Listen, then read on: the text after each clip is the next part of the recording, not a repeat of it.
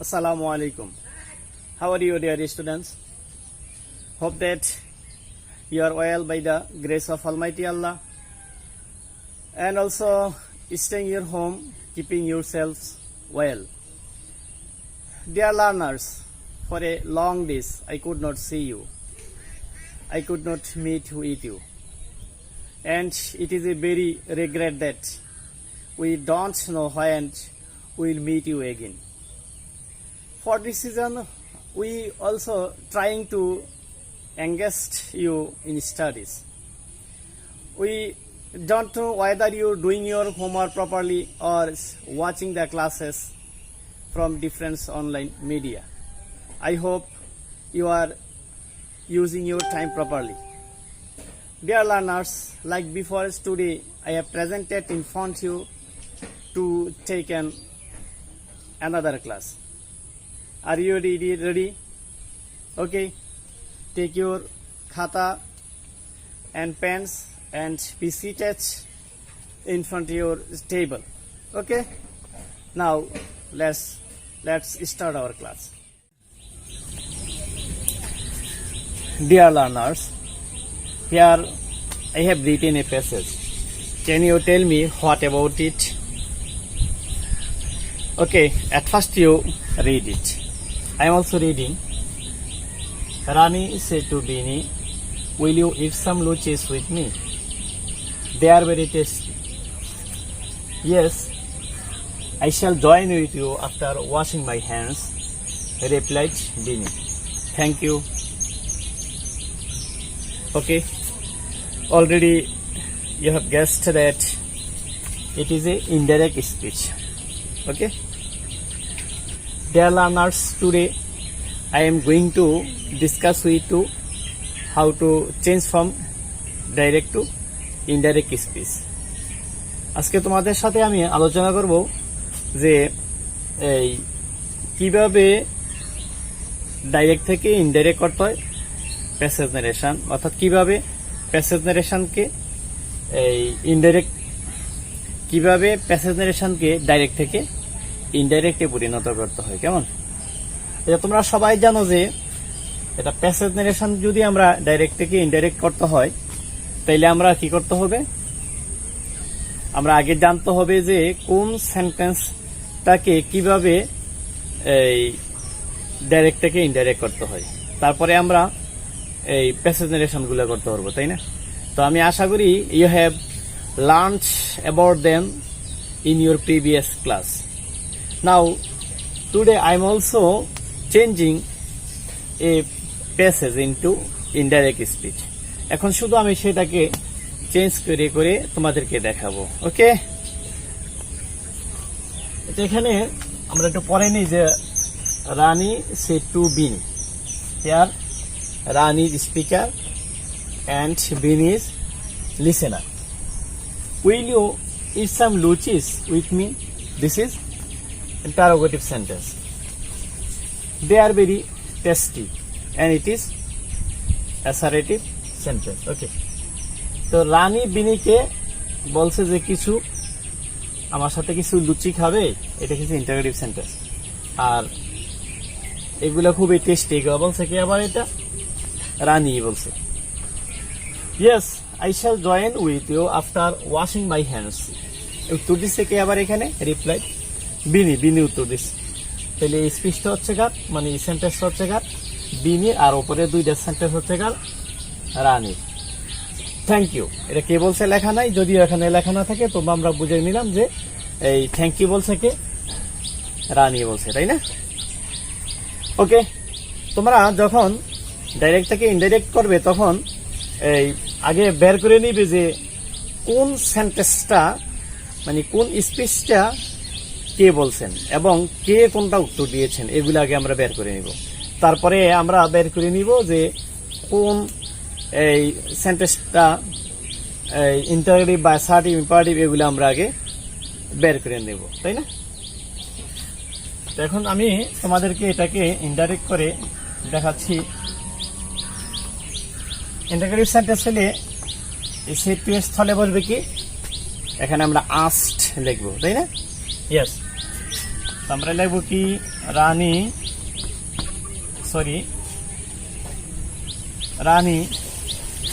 asked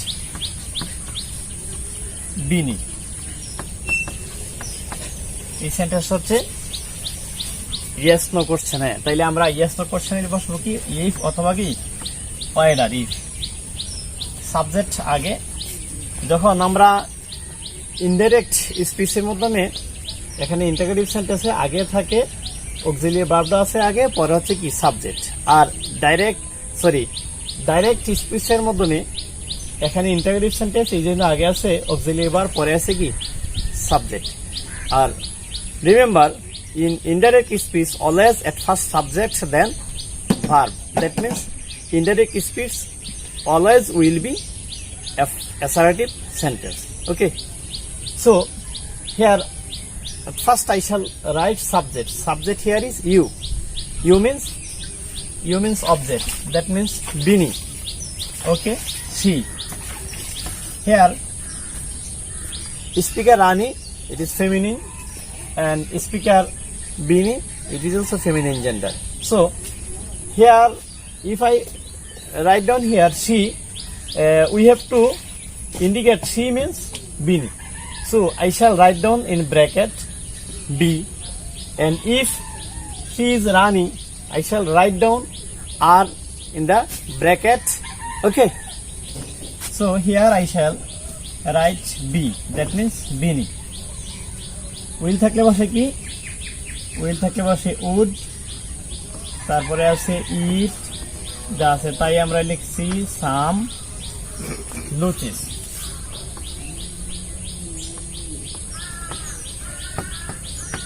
লুচিস with me that means রানী। ওকে, হার, এখানে হার এটা রানী না, এই জন্য আমরা ব্র্যাকেটে আর লিখে দিলাম। কেমন? দে আর ভেরি টেস্টি। এই স্পিচটা কার?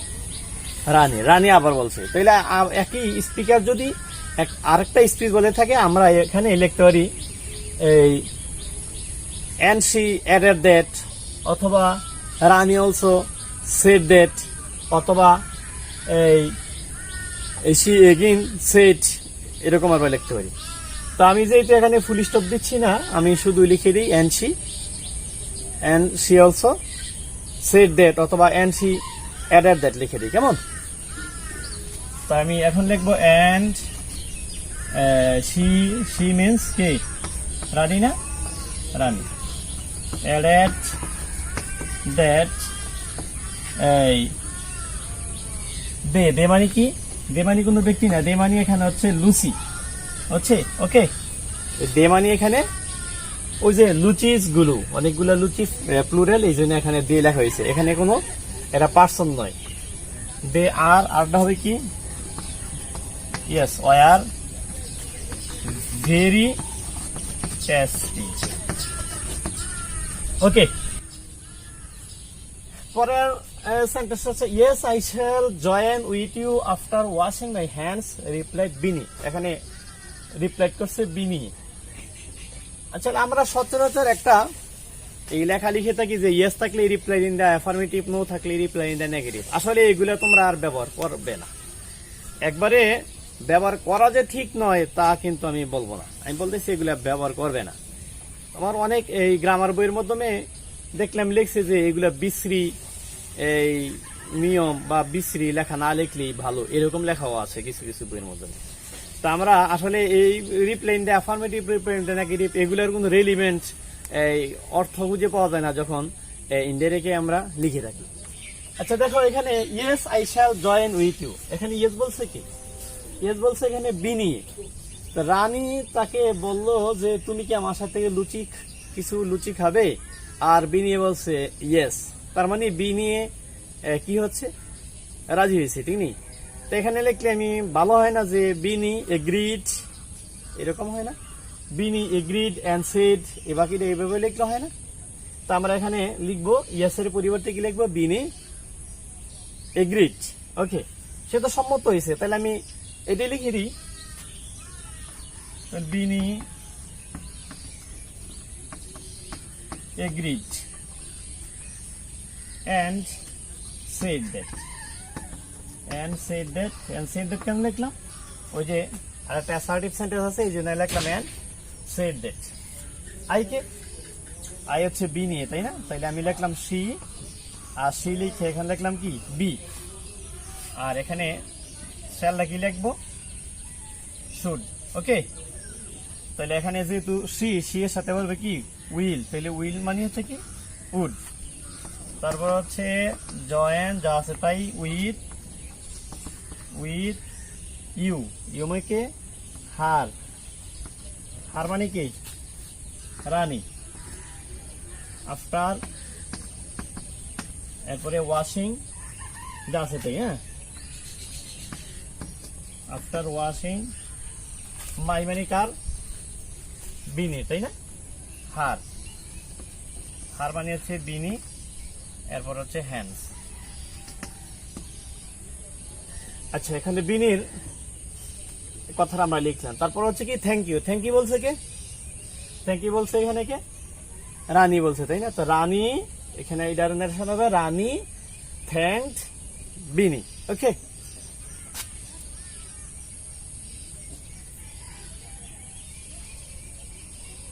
আমরা একটা এখানে অ্যাডভার্ব যোগ করে নেই দেন রানী থ্যাঙ্কড হার মানে কি বিনি এই তো okay dear students now you look it carefully এখন তোমরা একটু দেখে নাও তো কিভাবে আমি করলাম রানী asked Bini if she would eat some luchis with her and she added that they were very tasty. Bini agreed and said that she would join with her after washing her hands. Then Rani thanked her. Okay, dear learners, I hope you have understood well how to change from direct to indirect speech. Now, I am discussing with another speech. আমি এখন আরেকটা দেখাই তোমাদেরকে তারপর তোমাদেরকে বাড়ি কাজ হিসেবে আমি দুইটা স্পিচ দেব okay Dear learners, here I have written another direct speech. Now, I shall change it into indirect one. Okay? At first, I am reading it. আমরা প্রথমে আগে একবার পড়ে নিই কেমন I said to Rafiq, will you take the boys with you? Speaker হচ্ছে কে I. আর কাকে বলছি আমরা আমি কাকে বলছি রফিককে তাই না Will you take the boys with you? Interrogative sentence. No, I have to go there one foot, replied he. সে উত্তর দিয়েছে কি No, I have to go there one foot. না আমি সেখানে কি হেঁটে যেতে হবে তাই না They also will go following you. তারা তোমার মতো করে যাবে I again said আমি আবার বললাম ওকে বলছে কি মানে রফিক আচ্ছা এখানে দেখো এই আমরা এই প্রথমে কি লিখবো এই will you take the boys with you this is interrogative sentence so we have to write asked instead of said to জায়গাতে আমরা কি লিখবো asked লিখবো তাই না মানে এর পূর্বেটা নিয়ে আমি প্রথমটা আমি আগে লিখে নেই I asked আমরা এই সেট টুর পরিবর্তে লিখলাম এখানে asked তারপর হচ্ছে কি রফিক আমরা এখানে ইনভার্টেড কমাটা তুলে কি লিখবো ইফ অথবা কি whether at first subject then verb আবার আমি বলি ইনডাইরেক্ট স্পিচ করার সময় সর্বদাই সেন্টেন্সটা অ্যাসার্টিভ সেন্টেন্স হবে আর অ্যাসার্টিভ সেন্টেন্স কি subject then verb you that means Rafiq he এখানে কিন্তু আমরা ব্র্যাকেট দিয়ে হি রফিক আর লিখতে হবে না because here Rafiq that means he and I means I এখানে আই রফিক এই জন্য আর লিখতে হবে না আর উইলটা হবে কি এখানে উড তারপর হচ্ছে take the boys with you, ইউটা কি হবে, ইউ মানে কে, রফিকে, তাহলে হিম।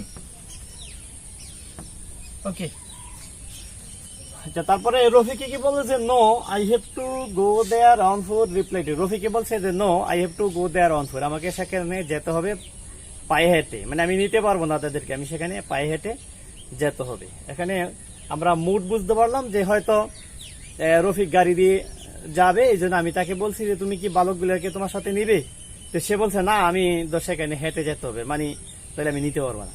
তাহলে এখানে আমি এই নো এর পরিবর্তে আমি কি লিখবো না, রিপ্লাই ইন দ্য নেগেটিভ এখানে আমি লিখবো না, আমি এর আগেও বলছি যে এইগুলি লিখবো না। আমি এখন দেখবো যে নো এর পরিবর্তে কি লেখা যায়। এখানে কিন্তু এই নো এর পরিবর্তে আমরা লিখতে পারি রফিক ডিসএগ্রিড, অসম্মত হইল, অথবা আমরা কি লিখতে রফিক রিফিউজড, সে প্রত্যাখ্যান করলো, তাই না। তাহলে এখন আমি কি লিখবো, এখানে আমি লিখে দিই যে রফিক রিফিউজড লিখি, কেমন, তাহলে he means Rafiq, he refused and said that আবার আমরা কি লিখতে পারি এখানে, ডিসএগ্রিড, তাই না, ডিসএগ্রিড। said that আই মানে কি, রফিকে না, হি, আর এখানে হ্যাভ টুর জায়গায় কি হবে, হ্যাড টু, তারপরে go there on food,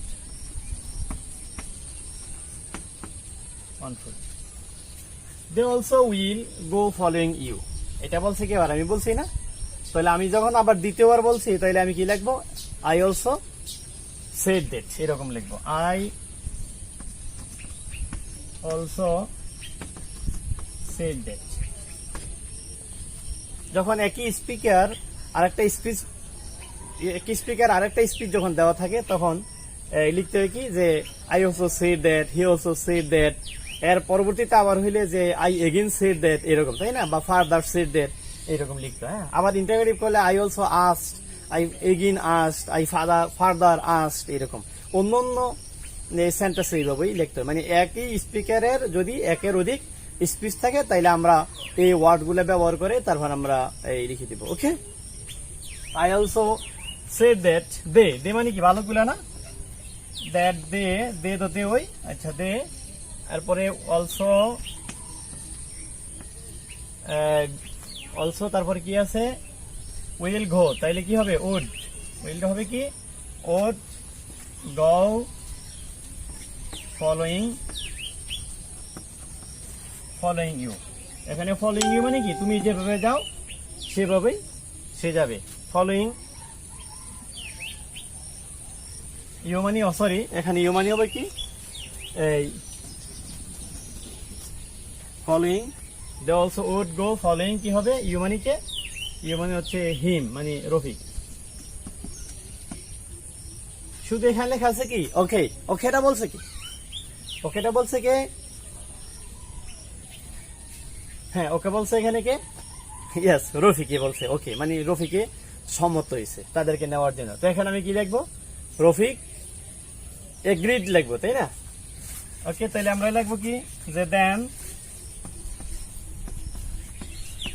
Rafiq agreed, সম্মত হইল, দেন রফিক এগ্রিড, আর একটু বাড়াই লিখি, যে then Rafiq agreed to take them, হ্যাঁ আমরা না লিখলেও কিন্তু হবে, হ্যাঁ agreed two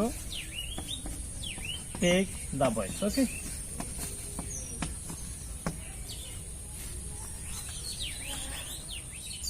dear students, you should practice more and more. If you practice more, you will learn more. Okay, I hope you have understood well how to change from direct to indirect speech of passage narration. Now I am giving you two direct passages. You will try to change them into indirect ones.